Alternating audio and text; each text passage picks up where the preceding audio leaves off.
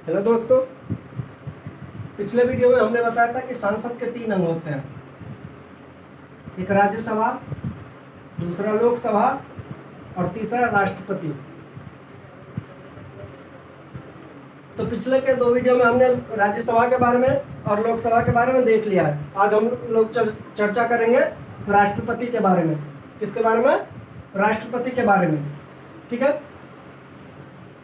राष्ट्रपति से इस चैप्टर से हम लोग देखेंगे कि राष्ट्रपति के पद के बारे में जानेंगे, राष्ट्रपति के कौन कौन के से कार्य एवं शक्तियां हैं इसके बारे में जानेंगे, राष्ट्रपति का निर्वाचन किस प्रकार से होता है इसके बारे में जानेंगे, राष्ट्रपति के निर्वाचन की रीतियां कौन सी है, किस मेथड से राष्ट्रपति का निर्वाचन होता है इसके बारे में देखेंगे, राष्ट्रपति का कार्यकाल कितने वर्षों का होता है ये देखेंगे, पुनः निर्वाचन के बारे में देखेंगे, एक राष्ट्रपति बनने के लिए कितनी योग्यता होनी चाहिए एक व्यक्ति के पास ये देखेंगे, और कौन कौन से कंडीशन को फॉलो करना पड़ता है ये भी इसी के अंतर्गत आते हैं।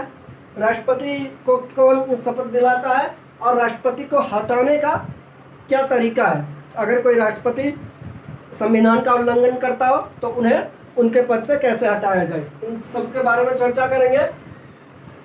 तो राष्ट्रपति के बारे में अनुच्छेद 52 से 61 तक टोटल 10 अनुच्छेद दिया गया है। कितने अनुच्छेद दिए गए हैं? 10। ये क्वेश्चन बार बार आते हैं कि राष्ट्रपति से रिलेटेड कितने अनुच्छेद हैं या राष्ट्रपति की चर्चा कितने अनुच्छेद में दिया गया है।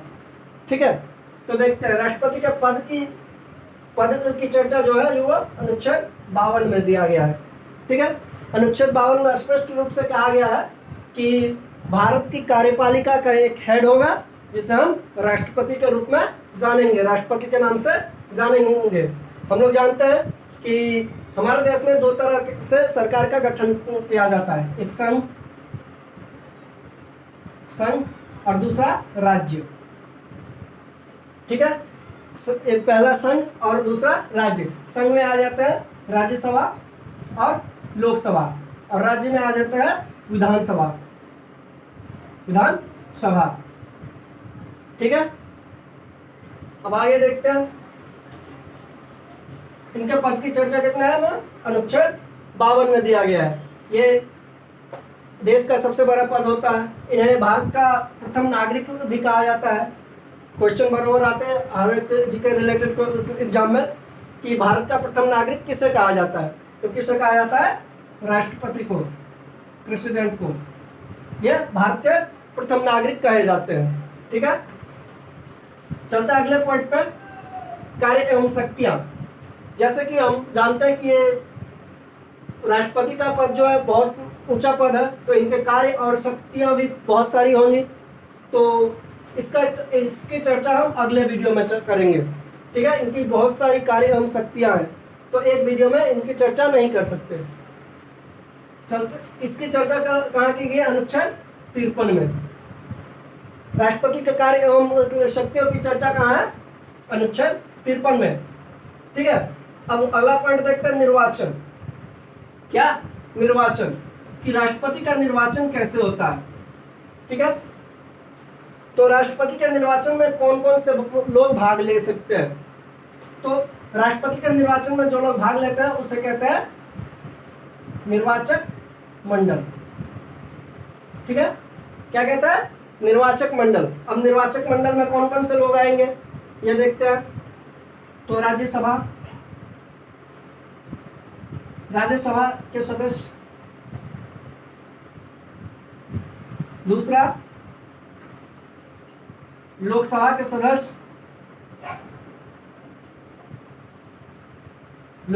सदस्य, तीसरा क्या आएगा? विधानसभा के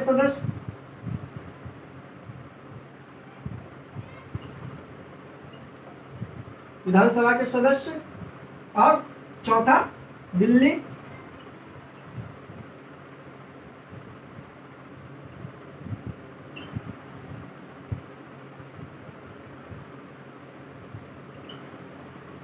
जम्मू कश्मीर और पुदुचेरी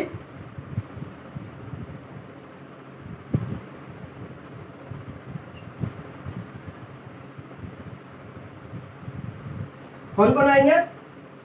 निर्वाचक मंडल में कौन कौन से आते हैं? राज्यसभा के सदस्य, लोकसभा के सदस्य, विधानसभा के सदस्य प्रत्येक राज्य के, और दिल्ली, जम्मू कश्मीर और पुदुचेरी के विधानसभा के सदस्य। इसमें एक चीज बात याद रखने वाली चीज है, केवल निर्वाचित सदस्य,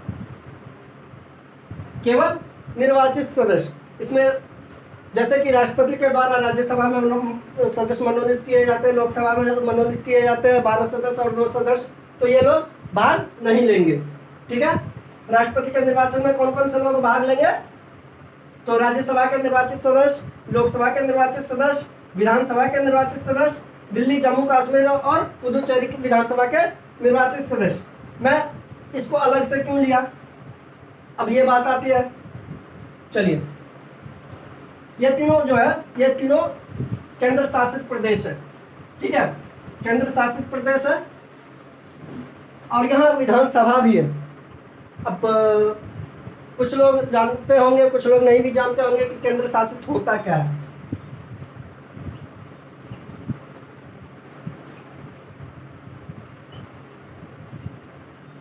केंद्र शासित प्रदेश, इसको थोड़ा देखते हैं डिटेल में। केंद्र केंद्र केंद्र मतलब दिल्ली, और दिल्ली से जिसकी शासन हो रही हो वो केंद्र शासित प्रदेश हो जाएगा। ठीक है, तो इंडिया से मतलब दिल्ली से जो काफ़ी दूर के एरिया थे ना, उनको केंद्र शासित प्रदेश कर दिया गया। जैसे अंडमान, अंडमान निकोबार, लक्षद्वीप, लक्षद्वीप, जम्मू कश्मीर भी अभी हो गया है। ठीक है, ये क्यों किया गया? तो अब हम सभी जानते हैं कि राज्य में क्या होता है, एक सीएम होता है और सीएम अपने कार्य के लिए स्वतंत्र होते हैं। लेकिन ये सब जो है ये दूर दराज पे स्थित है। अब अगर यहाँ सीएम विधानसभा दिया जाता और सीएम यहाँ के होते तो वो अपने कार्य के लिए स्वतंत्र होते और वो कहते कि हम भारत के साथ नहीं, किसी अन्य स्टेट के, किसी अन्य कंट्री के साथ रहना पसंद करेंगे। तब तो हो गया लफड़ा हो गया। तो संसद में एक कानून बना कि भाई तुम लोग जो है ना छोटी छोटी चीज़ों को देखो, और ये जो है यहाँ केंद्र की शासन रहेगा ताकि यहाँ कोई लफड़ा ना हो।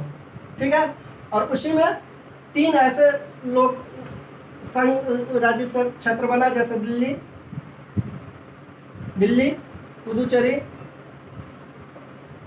और कश्मीर। यहाँ विधानसभाएं भी है। तो यहाँ इसलिए विधानसभा है यहाँ क्योंकि यहाँ की जनसंख्या काफ़ी ज़्यादा है, और जहाँ जनसंख्या ज़्यादा होगी वहाँ शिकायतें भी ज़्यादा आएगी। शिकायतें ज़्यादा आएगी तो केंद्र सरकार पागल हो जाएगा, बोलेगा भाई इतनी सारी समस्याओं को निदान करने के लिए आप विधानसभा की स्थापना करो और यहाँ आप उसी की तरह अन्य स्टेट की तरह एक अपना सीएम चुनो, वो आपका शिकायत सुनेगा। हाँ, लेकिन छोटी छोटी चीज़ों को, रोड कैसे है, स्कूल में टीचर आते हैं नहीं आते हैं, ये छोटी छोटी चीज़ों को देखना है। लेकिन इसका शासन सीधा दिल्ली से होता है, केंद्र शासित प्रदेश का। ठीक है, जैसे मान के चले सीएम, दिल्ली का सीएम कौन है? केजरीवाल के अंदर में दिल्ली पुलिस नहीं है। दिल्ली पुलिस केजरीवाल के अंदर में नहीं है, इसलिए क्राइम के लिए केजरीवाल जिम्मेदार नहीं है। तो ये रहा केंद्र शासित प्रदेश की बातें। ठीक है, अब देखते हैं निर्वाचन की रीतियां। अच्छा, निर्वाचन कैसे होता है? राष्ट्रपति का अप्रत्यक्ष विधि द्वारा।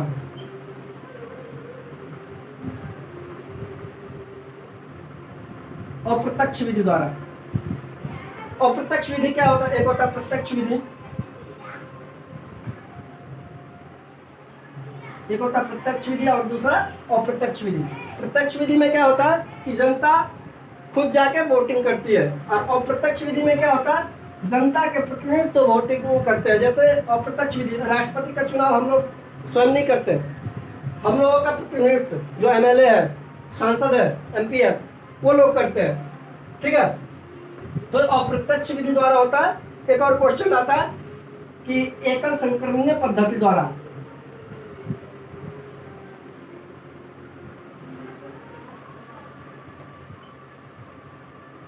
राष्ट्रपति का चुनाव कैसे होता है? एकल संक्रमणीय पद्धति द्वारा। ठीक है, अब देखते हैं इसकी चर्चा कहाँ है। इसकी 53 में है, निर्वाचन की चर्चा है 54 में, और निर्वाचन की रीतियां अनुच्छेद 55 में इसकी चर्चा। अब इसकी रीतियां क्या है इसके बारे में देखते हैं कि हम लोग जानते हैं कि लोकसभा में कितनी सीटें हैं, राज्यसभा में कितनी सीटें हैं, संघ क्षेत्र में इतनी है ना, लेकिन विधानसभा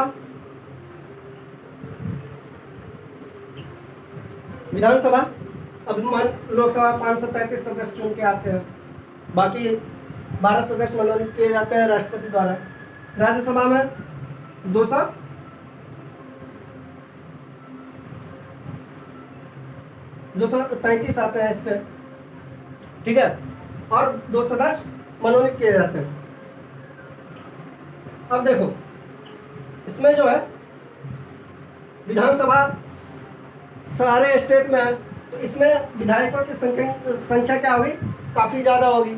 अब ये कितना हुआ? 10 सदस्य और आते हैं तो ये 776 हो जाते हैं। 776 हो जाता है सांसदों की संख्या, वोटिंग करने वाले सांसदों की संख्या। लेकिन विधायकों की संख्या कितना है? 4120। अब अगर ये भी भाग लेते हैं, ये भी भाग लेते हैं, तो मान के चलो कि राज्य से ज़्यादा वोटिंग होगी तो इसको ज़्यादा प्रॉफिट होगा, इसको नुकसान होगा। लेकिन इस रीति के लिए ऐसा किया गया है कि 776 सांसद का वोट जितना होगा उतना ही वोट 4120 विधायक का वोट होगा। ठीक है, अब इसका वोट एक विधायक का वोट कितना होता है, एक विधायक का मत कितना होता है, और एक सांसद का मत कितना होता है। ठीक है, इस पर चर्चा करेंगे। तो यदि हम एक विधायक का एमएलए का वोट काउंटिंग करेंगे तो वो क्या होगा?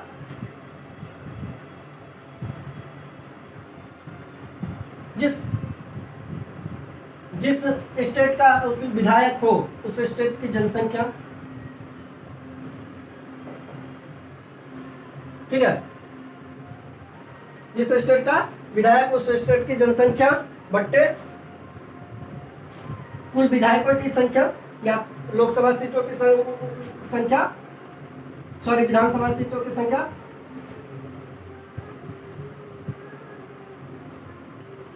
पुनः 1000। ठीक है, ये 1000 क्यों किया गया है? तो वोट को मतलब कैलकुलेशन को शॉर्ट करने के लिए। अब मान के चलिए, जैसे यहाँ एक एग्जांपल से आपको दिखा दे रहा हूँ। जैसे मान के चलिए विधानसभा में यूपी का कितना है? 403 सीट है।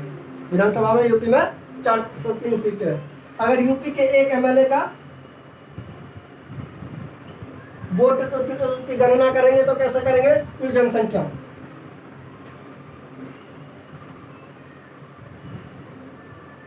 मान के चलो 20 करोड़ जनसंख्या है। क्या 10,000 लाख 10 लाख करोड़ 10 करोड़। यूपी की जनसंख्या कितनी है? 20 करोड़। कुल विधायकों की संख्या कितनी है? 403। अप्रॉक्स 400 ले लेते हैं क्योंकि पॉइंट पर नहीं जाना है।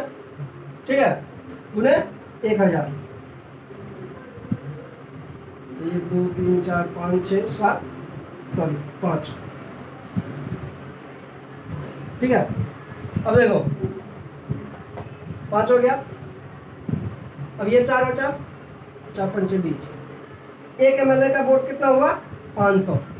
एक एमएलए का वोट 500। ठीक है, अब पूरे यूपी में कितना एमएलए है?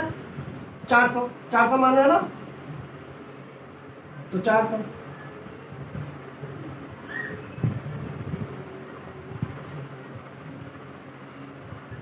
पूरे यूपी से कितना वोट जाएगा? एक राष्ट्रपति को 2 लाख वोट जाएगा।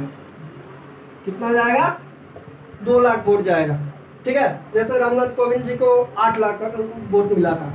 तो इतने तो एमएलए एमपी है नहीं हमारे देश में, तो इसी तरह से कैलकुलेशन किया जाता है इनके, एक एमएलए का वोट और एक एमपी का वोट। अब एमपी का वोट कैसे गणना किया जाता है, ये देखें। जैसे एक एमएलए का वोट कितना हुआ, एक एमएलए का वोट 500 हुआ, ठीक है। अब एमपी की वोट की काउंटिंग कैसे होती है, उस राज्य के विधानसभा के सीट जितने हैं उस हिसाब से जो वोटिंग होती है विधायकों का वोट, यानी या एमएलए बोल दो, एमएलए का मत बटा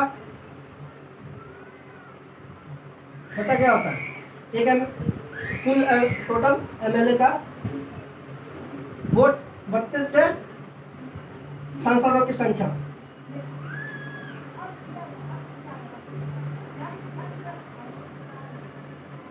सांसदों की संख्या।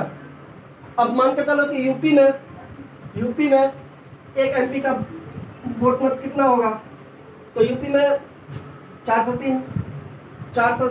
विधायक थे, ठीक है, जिसमें से एक का 500 निकला। अब टोटल एमएलए का मत कितना निकला, 2 लाख, ठीक है।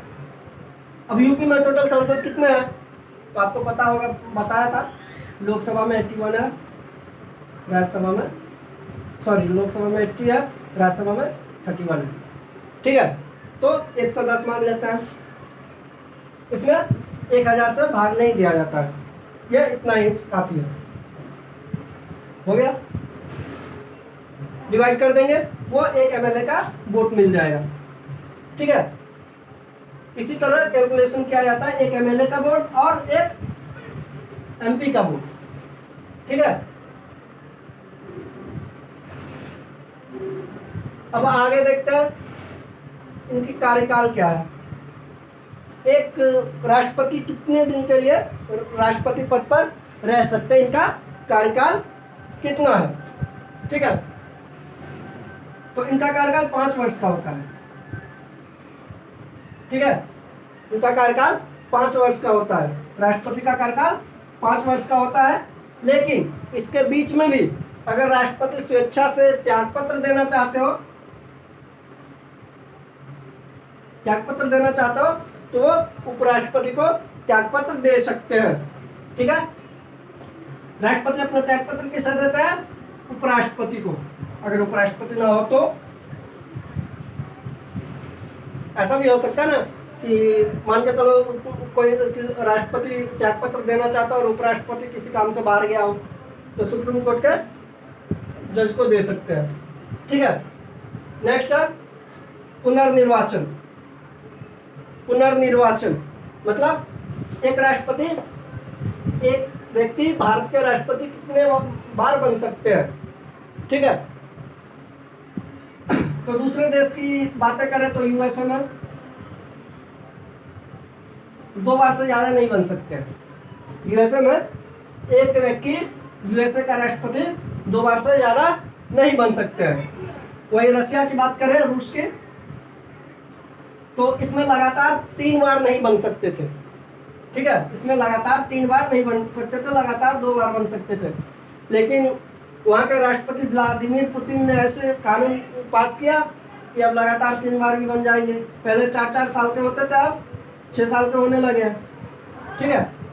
लेकिन भारत में एक व्यक्ति जितनी बार चाहे उतनी बार राष्ट्रपति बन सकते हैं। भारत में एक व्यक्ति जितनी बार चाहे उतनी बार राष्ट्रपति बन सकते हैं, इसकी अधिकतम कोई सीमा है ही नहीं, ठीक है। नेक्स्ट है योग्यता, कि एक राष्ट्रपति बनने के लिए एक व्यक्ति के पास कितनी योग्यता होनी चाहिए। अच्छा, पदावली का कितना था, 56 में, 57 में इसकी चर्चा है पुनर्निर्वाचन की, और 57 में राष्ट्रपति के योग्यता की चर्चा है। इसको थोड़ा ध्यान से देखेंगे, इसमें बहुत सारी योग्यता आती है। पहला देखिए, यहाँ 2 चीज है, एक कंडीशन है, दूसरा योग्यता है। शायद, ठीक है।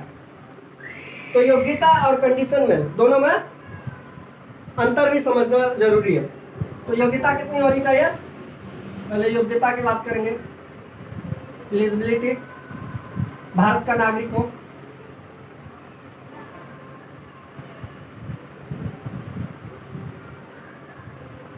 भारत का नागरिक हो। दूसरा योग्यता क्या होगा कि वह लोकसभा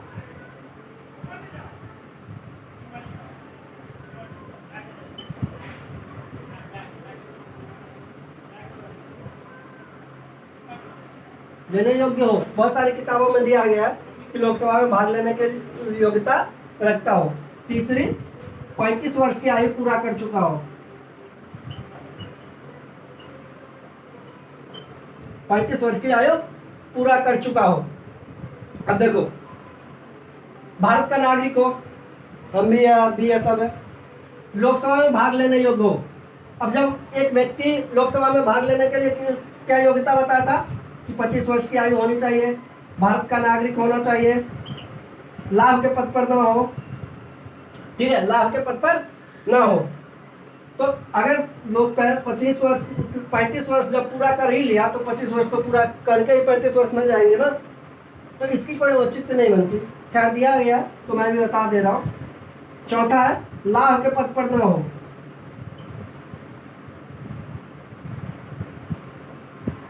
लाभ के पद पर ना हो, ठीक है। और पांचवा ऐसे भी कह सकते हैं कि राज्यसभा या लोकसभा का सदस्य ना हो। लेकिन ये रहेंगे भी तो इससे कोई फर्क नहीं पड़ता, क्योंकि हमारा संविधान जो है ना, आम नागरिक को कम और लीडर को ज़्यादा प्रोटेक्ट करता है। लीडर को जो है ना, अब देखिए, इसमें कहीं पढ़ाई की चर्चा है नहीं है ना। एक स्वीपर बनने के लिए, क्लीनर बनने के लिए आपको कम से कम मिनिमम क्वालिफिकेशन 10th चाहिए। लेकिन एक लीडर बनने के लिए आप प्रधानमंत्री बनो, राष्ट्रपति बनो, कोई योग्यता 10वीं पास नहीं भी हो चलेगा, कोई दिक्कत नहीं है। कौन सी झाड़ू मारनी है, उसे नहीं मारनी है ना। तो इतनी योग्यता होनी चाहिए। अब बताओ क्या क्या बताया मैंने, भारत का नागरिक हो, भारत का नागरिक हो, 35 वर्ष की आयु पूरा कर चुका हो,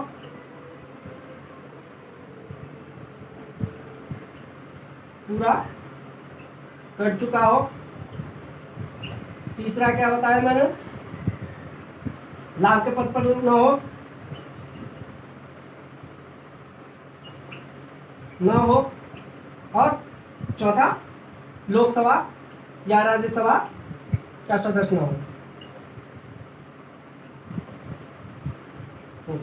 क्या इतनी योग्यता से एक व्यक्ति राष्ट्रपति बन सकता है? भाई अगर ऐसा होता तो एक रिक्शा वाला भी बोलता कि बहुत दिन रिक्शा चला लिए, अब चलो राष्ट्रपति बनते हैं। क्या जरूरत है एसएससी, रेलवे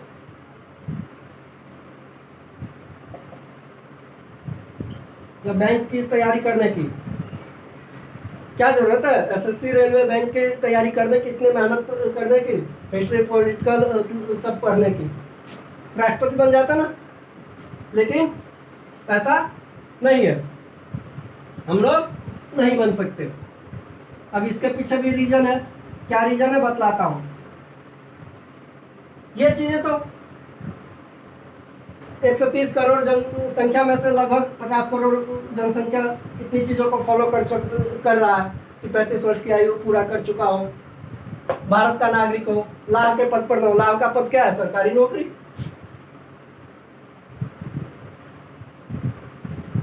लाभ का पद क्या है? सरकारी नौकरी। आप विधायक हो, करोड़ों की कमाई करते हो, सांसद हो, फर्क नहीं है, वो लाभ का पद नहीं है। सिर्फ 10,000 की नौकरी ही लाभ का पद है। बाकी अगर 5 लाख रुपया राष्ट्रपति को मिलता है ना, तो ये लाभ का पद नहीं है, ये जनता की सेवा है। इसे जनता की सेवा कहते हैं। इसीलिए मैंने कहा कि संविधान सबसे ज़्यादा बचाव किसकी करती है? नेताओं की। ठीक है, अब इसके अलावा भी योग्यता होनी चाहिए। वो कौन सी योग्यता होनी चाहिए और हम लोग क्यों नहीं बन सकते, इसके बारे में चर्चा करेंगे। जब एक राष्ट्रपति के लिए नॉमिनेशन के लिए जाते हैं तो उसके लिए 50 सदस्य जो है प्रस्तावक होने चाहिए, प्रस्तावक होने चाहिए। और 50 सदस्य जो है, पहले 50 सदस्य प्रस्तावक कौन होने चाहिए देखिए, ठीक है, अनुमोदक होनी चाहिए। अब देखिए ये 50 और 50 100 सांसद और विधायक आपके पक्ष में होना चाहिए। ठीक है, प्रस्तावक आप या तो 10 सांसद हो, 40 विधायक हो, 20 सांसद हो, 30 विधायक हो, मैटर नहीं करता, आपको दोनों मिक्स करके विधायक और सांसद मिला के 50 होनी चाहिए वो प्रस्तावक के रूप में। और फिर 50 सदस्य होनी चाहिए अनुमोदक के रूप में। ये भी कोई भी हो सकते हैं, विधायक कितनी भी हो और सांसद कितनी भी हो, लेकिन हाँ एक कंडीशन है कि प्रस्तावक में जो व्यक्ति है 50 व्यक्तियों के सदस्य में, वो अनुमोदक में एक भी नहीं होना चाहिए। मतलब आप 100 के बदले 99 अगर हो जाए तो भी नहीं, इलेक्शन नहीं लड़ सकते। ठीक है, तो यही मार खाते जाते हैं, यहीं पे मार खा जाते हैं आम लोग।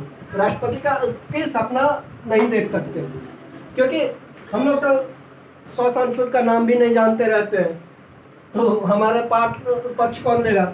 इसीलिए कहते हैं कि रिक्शे वाले कभी राष्ट्रपति नहीं बन सकते। ठीक है, अगर ये चीज़ हटा दिया जाए, 50 प्रस्तावक और 50 अनुमोदक की कहानी, तो क्या होगा पता है?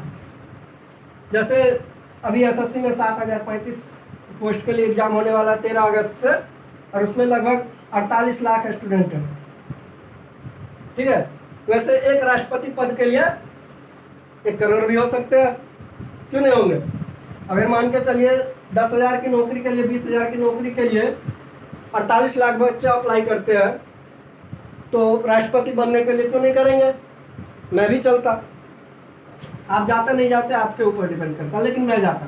ये हटा दिया जाए तो मैं राष्ट्रपति बनने जाऊंगा। एनीवे, नेक्स्ट, अब कंडीशन क्या है इसे देखते हैं। बहुत से बुक में इसी में डाल देते हैं। अब मान के चलिए कि योग्यता क्या है कि जो आप में होनी चाहिए, और दशा क्या है, कंडीशन क्या है, जो नहीं होनी चाहिए। बहुत से बुक में क्या है कि योग्यता में ही लिख दिया जाता है कि दिवालिया या पागल नहीं हो। भाई दिवालिया होना या पागल होना योग्यता थोड़ी है, नहीं है ना। ये कंडीशन है कि अगर कोई व्यक्ति राष्ट्रपति बनना चाहता हो तो दिवालिया अथवा पागल ना हो। अब पागल तो जानते हैं, ऐसे बर करता रहता है अपने हिसाब से। आप बैठोगे बगल में, दो चमाट लगा देगा। दिवालिया को देखते हैं। दिवालिया क्या होता है, तो वह व्यक्ति जो अपनी औकात से ज़्यादा लोन ले लेते हैं, वह व्यक्ति जो अपनी औकात से ज़्यादा लोन ले लेते हैं। अभी आप लोग हाल फिलहाल में नाम सुने होंगे नीरव मोदी का, विजय माल्या का, ये सब क्या है, दिवालिया हो चुका है। अगर मान के चलिए आपके पास 10 लाख की प्रॉपर्टी है और आपने 20 लाख रुपए लोन ले लिए। ठीक है, 10 लाख की प्रॉपर्टी आपके पास टोटल है और 20 लाख रुपए लोन ले लिए, तो आप कहाँ से सधाएंगे।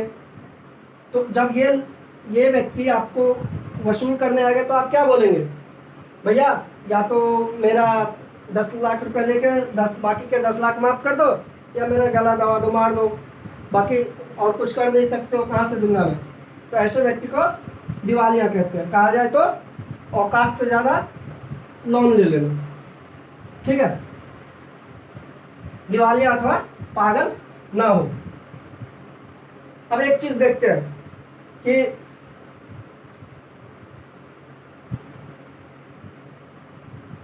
भारत का नागरिक हो, 35 वर्ष की आयु पूरा कर चुका हो, लाभ के पद पर हो, लोकसभा या राज्यसभा का सदस्य न हो। हाँ, अगर है तो कोई टेंशन नहीं है। अगर मान के चलिए इसमें देखिए लाभ के पद पर ना हो, अगर इसको देखिए, अगर आप कोई गवर्नमेंट जॉब में है और इलेक्शन लड़ने जाते हैं तो पहले आपको इस पद को खोना पड़ेगा, रिजाइन मारना पड़ेगा, ठीक है, तब जाके आप इलेक्शन लड़ेंगे, हारेंगे जीतेंगे वो बात की मैटर है। लेकिन अगर लोकसभा या राज्यसभा का सदस्य है तो कौन है? लीडर है। इसीलिए मैं कहा हूँ कि लीडर को ज़्यादा प्रॉफिट दिया गया संविधान में। अब अगर ये सदस्य है तो भी कोई टेंशन नहीं है, इन्हें इलेक्शन लड़ने से पहले इस्तीफा देने की जरूरत नहीं है, क्योंकि इसे हमारा संविधान लाभ का पद मानता नहीं है, ये जनता का सेवक है। बाकी कितना सेवा होता है वो तो आप लोग भी जानते हैं कि एक विधायक द्वारा कितनी सेवा की जाती है जनता की और कितनी अपनी की जाती है, फुला लिया जाता है। बाकी लेकिन अगर है तो अगर राष्ट्रपति का चुनाव जीत जाते हो, राष्ट्रपति का चुनाव जीत जाते हैं, इसके बाद इस पद से इस्तीफा दे देते हैं। जीतने के बाद अगर सरकारी नौकरी में है तो इलेक्शन लड़ने से पहले इस्तीफा देना होगा, अगर आप कोई लीडर है तो इलेक्शन जीतने के बाद इस्तीफा देना होगा, ठीक है। अब एक चीज इसमें आती है जमानत राशि। जमानत राशि वो हर इलेक्शन में होता है। राष्ट्रपति इलेक्शन में 15,000 रुपया रखा गया है जमानत की राशि, 15,000 रुपया जमानत की राशि रखा गया है कि यदि आप 1/6% वोट से कम लाते हैं तो ये आपके जमानत राशि जब्त कर ली जाएगी। अगर आप ज़्यादा लाते हैं तो ये आपको जीत जाते हैं तो ये आपको वापस मिल जाएगा, ठीक है। ये सारे इलेक्शन में होते हैं, पंचायत चुनाव से लेकर राष्ट्रपति 1/6 को ही बेस माना गया है, ठीक है।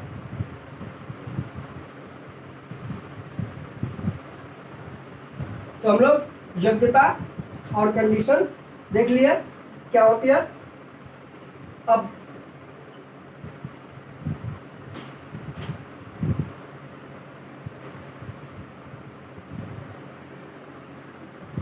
ये शपथ, अब देखिए सब कुछ कर लिए, नॉमिनेशन कर लिए, इलेक्शन लड़ लिए, जीत गए। जीतने के बाद क्या होता है? शपथ लेंगे। एक राष्ट्रपति क्या करेंगे? शपथ लेंगे, अपने पद की शपथ लेंगे, ठीक है। अच्छा, शपथ राष्ट्रपति को शपथ कौन दिलाता है? सुप्रीम कोर्ट का chief justice, chief justice of India. वैसे तो सुप्रीम कोर्ट में बहुत सारे जज होते हैं, 33 होते हैं प्लस एक मुख्य होते हैं। अब तो 35 हो गया है, टोटल 35 हो गया, ठीक है। अगर ये नहीं है, चीफ जस्टिस ऑफ इंडिया नहीं है तो भी कोई दिक्कत नहीं है, उनको तो रखा नहीं जाएगा, ठीक है। तो इनमें जो हेड होगा, बाकी के सब जज में हेड होगा, सबसे सीनियर होगा, वो राष्ट्रपति को शपथ ग्रहण दिलाएंगे, ठीक है। अब देखते हैं ये महाभियोग, इसकी चर्चा 61 में है। ये क्वेश्चन बराबर आता है कि राष्ट्रपति को हटाने की प्रक्रिया को क्या कहते हैं? तो महाभियोग कहते हैं। महाभियोग की चर्चा किस अनुच्छेद में किया गया है? तो अनुच्छेद 61 में किया गया है, ठीक है। अनुच्छेद 61 में किया गया है महाभियोग।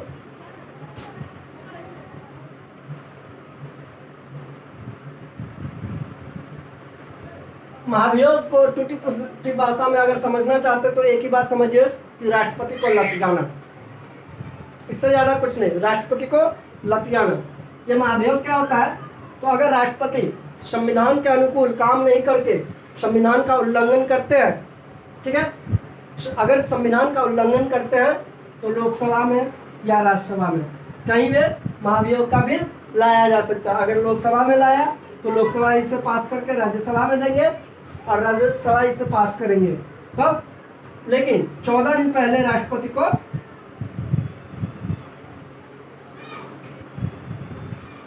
बिफोर राष्ट्रपति को सूचना दे दिया जाता है कि आपको आपके ऊपर महाभियोग लगाने की प्रक्रिया चालू होने वाली है, ठीक है। अगर इस बीच 14 दिन के अंदर राष्ट्रपति त्याग पत्र दे देते हैं, इस्तीफा दे देते हैं, तब तो इसकी कोई ज़रूरत नहीं है। अगर नहीं देते हैं तो इन पे महाभियोग चला के इनको राष्ट्रपति को अपने उनके पद से हटा दिया जाता है, राष्ट्रपति को हटा दिया जाता है। इसीलिए अब इतने बड़े पोस्ट है, भारत का प्रथम नागरिक कहा जाता है, तो इनको तो ऐसे नहीं कहेंगे कि राष्ट्रपति को लतियाना, इसीलिए इसको एक अच्छा सा नाम दे दिया महाभियोग। क्या दे दिया? महाभियोग। ठीक है, तो हम लोग क्या देख लिया? राष्ट्रपति का पद देख लिया, 52 में चर्चा है, कार्य एवं शक्ति 53 में चर्चा है, निर्वाचन की चर्चा 54 में है, निर्वाचन की रीतियां अनुच्छेद 55 में है, पदावधि कार्यकाल की अवधि 56 में है, पुनः निर्वाचन की 57 में है, राष्ट्रपति की योग्यता संबंधी 58 में चर्चा की गई है, दशा 59 में की गई है, शपथ 60 में और महाभियोग की चर्चा 61 में की गई है।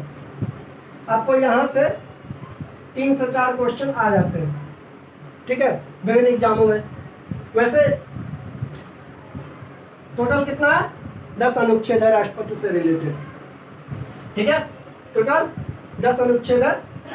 अब जब हम कार्यपालिका पढ़ेंगे, न्यायपालिका पढ़ेंगे, विधायिका पढ़ेंगे, तो उसमें भी राष्ट्रपति के कार्य और शक्तियों के बारे में विशेष रूप से क्रमबद्ध तरीके से वर्णन करेंगे। ठीक है, तब तक के लिए थैंक यू।